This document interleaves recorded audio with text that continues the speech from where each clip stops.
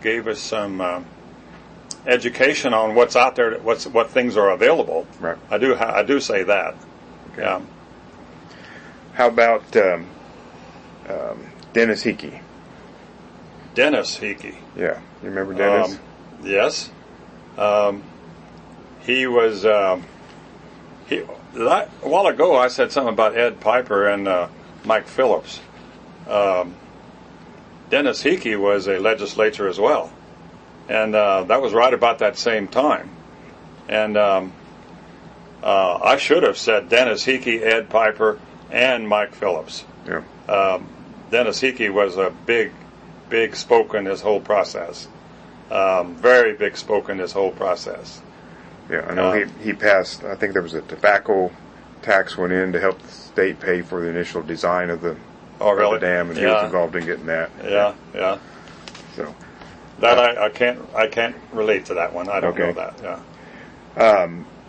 You would have been young, but do you remember a drought in 1953? 1953.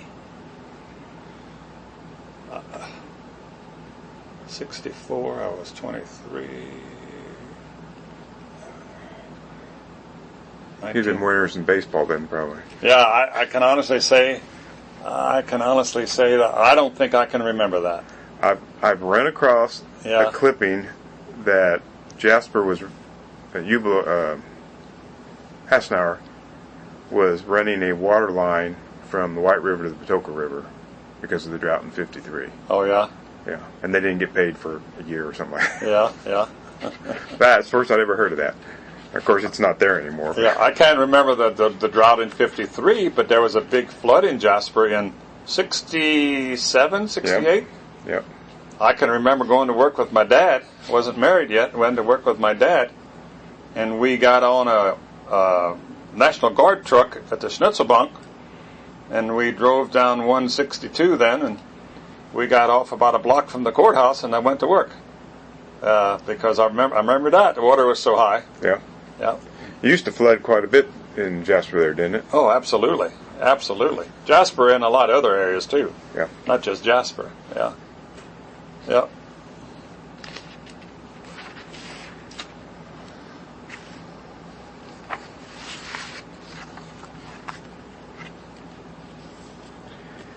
One of the later phases of Patoka, I don't know how much you remember of it, but since you've been a customer basically of Patoka since the initial connection, they had some taste and odor issues. Do you remember those? Yes, I do. Mm-hmm. Can you talk about how bad that got, or?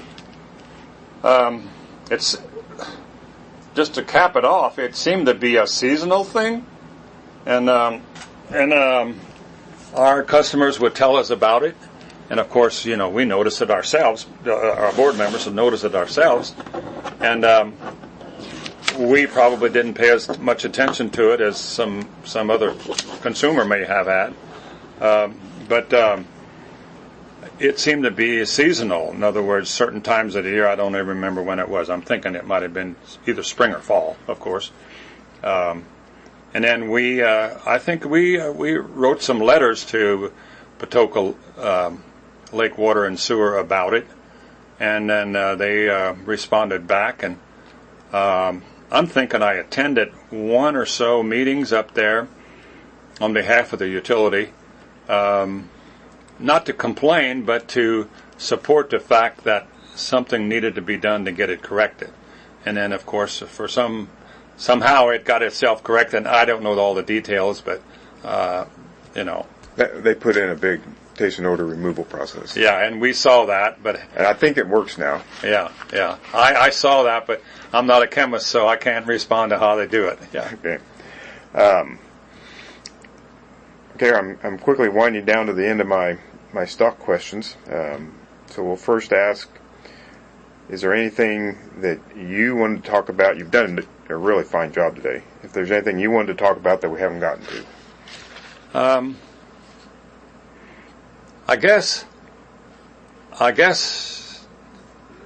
if it's anything regarding Patoka Lake Water and Sewer, it's that I'm not sure that the consumer, especially the younger generation consumer, the ones who are actually on Patoka Lake water or sewer, whether they understand how important that is for them.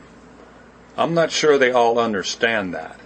Now, depending on what type of education level you are and how you view your living standards, then maybe those folks would do that.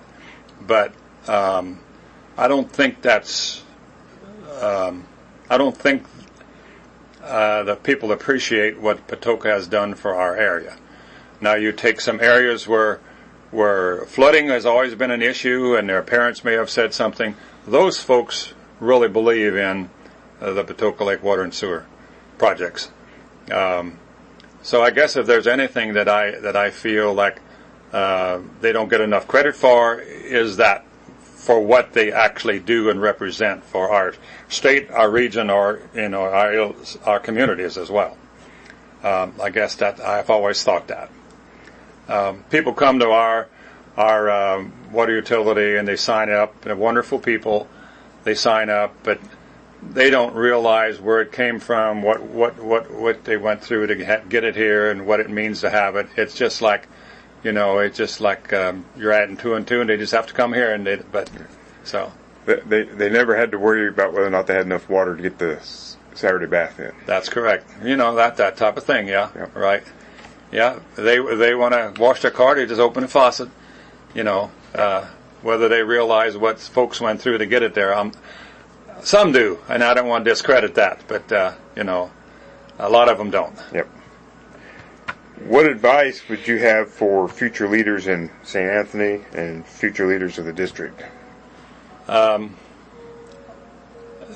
the community of St. Anthony, my advice to any young folk is to take a strong interest in your community and be a forward thinker. You have to be a forward thinker, not just a week, a month, or a year. You have to be a forward thinker and join forces with other organizations or people who are like that.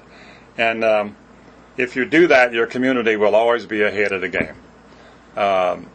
As far as how I would look at Patoka Lake for the future, Patoka Lake Water and Sewer District, that is, I think continue to expand their facilities to serve more people, and which I'm sure they've undertaken that process here in the last 10, 15 years or 25 years. As costly as it may be, they can't stop. They have to keep moving forward. And if it would be possible to expand their sewer plant, I think there's a lot of communities who may consider being a part of that. But again, I'm not here to tell them that they have to do that. And that is a very, very, very costly process, both for the individual as well as for the Patoka Lake system. But I'd say just keep moving forward and don't stay stagnant. Okay. Here's a big question, and you may not have the answer, but then again you might. Particularly in your experience on the sewer, is there anything unique about these communities down here that enabled them to work together so well to get the sewers in, to get the district formed? Well, I think in order to get that to happen, it was a shock to everybody. Number one, from the standpoint of to think that it even could be done. Number two, is find the right people in the community who are don't want to take this too far, but who are respected as being honest and truthful and able to succeed in getting a forward-thinking project done. And we worked hard to find those in the different communities. And I know I was on some of these first boards that committees, I guess you call them, to try to find the right people. And we apparently got it done. But the question was, again, let me see, was to... Is there anything particular about these communities, the people in these communities, that enabled them